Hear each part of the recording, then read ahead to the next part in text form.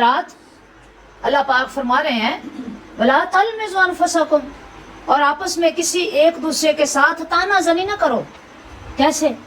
نہ سر کے اشارے سے، نہ آنکھ کے اشارے سے، نہ زیر لب، نہ آہستہ اور فلاں کو ایسے فلاں نہ استغفر، یعنی ایسے کر کے بھی کہنا منع، یہ آنکھ کا اشارہ ہے، یہ آنکھ کا اشارہ ہے، استغفر، اللہ نے اس سے بھی منع فرما دیا۔ تم میں سے کسی کو یہ اجازت نہیں کہ کوئی اپنے بھائی کی، کوئی اپنی بہن کے عیب گنو، اس کی خامیوں اور کمزوریوں کو اچھالو، کسی کے عیب کی ٹو میں رہو، کھوج میں رہو۔ ہر آدمی کے اندر کوئی نہ کوئی عیب ہے، اور ہے جو عیبوں سے پاک ہے اللہ۔ کوئی نہیں چاہتا، جب تم خود نہیں چاہتی کہ میرا عیب کسی پر ظاہر ہو تو کوئی کیسے چاہے گا؟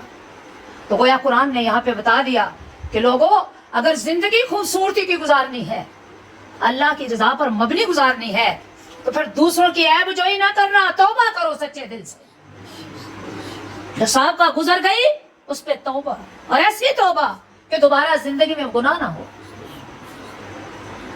دیکھو، اگر تم کسی کی برائیاں گن گن پر، تم کسی غیر کی، اپنے کی، کسی رشتہ دار کی، خونی رشتے والوں کی، رحم کے رشتوں کی برائیاں گنو گے تو ایک دن یہ آئے گا کہ تمہارا اور اس کا جھگڑا یا فساد ہو سکتا ہے۔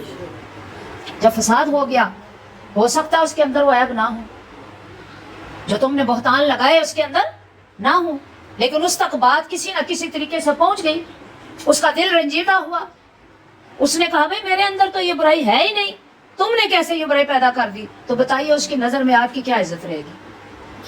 اللہ، کیا عزت رہے گی؟ اس لیے قرآن کہہ رہا ہے لوگوں، جو چیز اپنے لیے ناپسند کرتے ہو وہ دوسروں کے لیے پسند کیسے کرتے ہو؟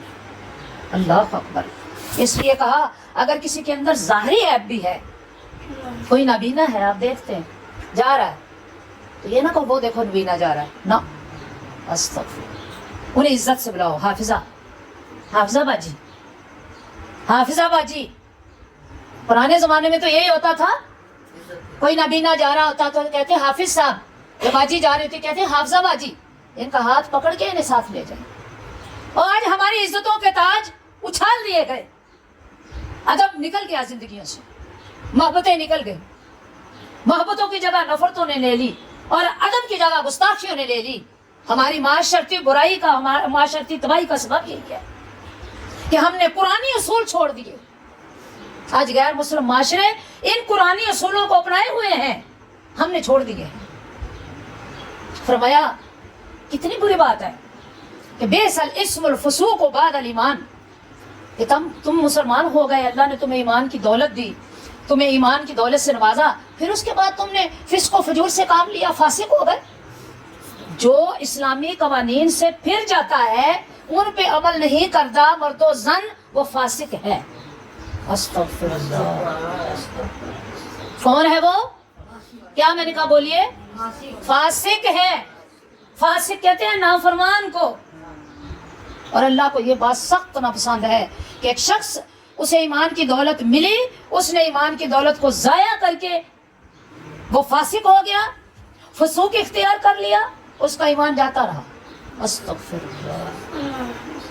تو بڑے پیارے الفاظ میں اللہ پاک نے یہاں پہ ہمیں تنبیہ فرمائی ہے، وَمَن لَّمْ يَتُبْ فَأُولَٰئِكَ هُمُ الظَّالِمُونَ، اور جو لوگ باز نہیں آتے تو وہی تو ظالم ہے۔ اللہ اللہ، یہ جو نازیبہ حرکات ہیں، یہ جو برائیاں ہیں، یہ جو برے اعمال ہیں، اگر تم انہی کو اپنائے رکھنا ہے تو تمہارے مسلمان ہونے کا فائدہ، نام کے مسلمان ہو، اللہ، پھر نام کے مسلمان ہو، اللہ، اپنی منمانیاں کرتے ہو۔ جب تمہیں اللہ نے اسلام کی دولت دی، اسلام تمہارے سینے میں اتارا، تو مسلمانوں کے گھر پیدا ہوئے، مسلمانوں کی اسی زندگی کو اپنانے کا شروع بچپن سے لے کر جوانی تک، اور جوانی سے لے کر بڑھاپے تک وہ ماحول دیکھتے رہے، لیکن تمہارے اندر تقویٰ اور پارسائی نہ اتری تو کیا کمایا؟ استغفر اللہ۔ اے غلامان مصطفیٰ، اے امت مصطفیٰ، اس فسق و فجور سے اپنا دامن بچا لو، اس بے حیائی سے، اس برائی سے توبہ کرو۔ کیوں؟ اگر تمہارے سیرت کے اندر، کردار کے اندر، تمہاری زندگی میں اللہ کے محبوب صلی اللہ علیہ وسلم کا رنگ نظر نہ آیا، سنے توجہ سے، بڑا اہم نقطہ ہے.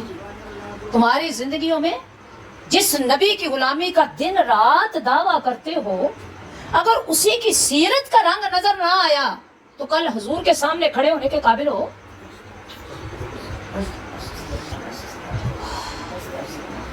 کیسے آقا علیہ الصلوۃ والسلام کا سامنا کرو گے؟ کیسے آقا دو جہاں صلی اللہ علیہ وسلم کی بارگاہ میں یہ منہ لے کر کھڑے ہو گے؟ ایسے سختی سے منع کر دیا، کہا کہ نہیں، جب ایمان لے آئے تو یہ ساری برائیاں، یہ خامیاں، یہ کمزوریاں، ان کو دفن کر دو. تمہاری زندگی کا ایک ایک لمحہ، تمہارا اٹھنا بیٹھنا چلنا پھرنا سونا جاگنا، اللہ اکبر، تمہارا کسی سے کلام کرنا خاموش رہنا صرف قرآنی آداب کے مطابق ہونا چاہیے. اب دیکھیں میری بہنوں، کوئی گنجائش باقی نہیں رہ جاتی. فرمایا اگر تم اس سے توبہ نہیں کرو گے، اگر تم ان اپنی حرکتوں سے توبہ نہیں کرو گے، باز نہیں آؤ گے، تو تمہیں پتہ ہے تم کون ہو؟ تم تو ظالم ہو.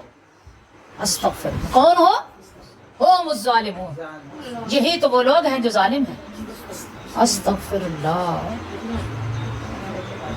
ہماری عادت ہے ہم ایسے ہی راہ چلتے، کسی پر برائی کی تہمت لگا دیتی ہیں، کسی پر گناہ کی تہمت لگا دیتی ہیں، کسی کو کچھ کہہ دیتی ہے، کسی کو کچھ کہہ دیتی ہے، اور نہیں کوئی ٹاپک ملتا تو ہم اس کے کپڑوں پہ ڈسکشن شروع کر دیتی ہیں.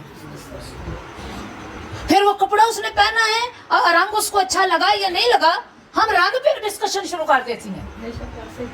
استغفر اللہ. استغفر. فرمایا کہ نہیں، یہ ساری گندی عادتیں ہیں، ان کو چھوڑنا ہوگا. اگر نہیں چھوڑو گے تو دیکھو اللہ کی رضا تمہیں نصیب نہیں ہو سکتی. تمہارے روزے، ابھی پڑھی نا ہم نے حدیث، تمہارے روزے، تمہاری نمازیں، تمہارے صدقات سب فضول ہیں. اب یا تو قرآن کی اور رب کائنات کی بات مان لو یا پھر اپنی مرضی کر لو. دونوں رستوں میں کوئی ایک رستہ اپنانا ہوگا، یا محمد مصطفیٰ کا صلی اللہ علیہ وسلم یا پھر اپنی انا کا. آپ پہ فیصلہ ہے کیا کرتے ہیں.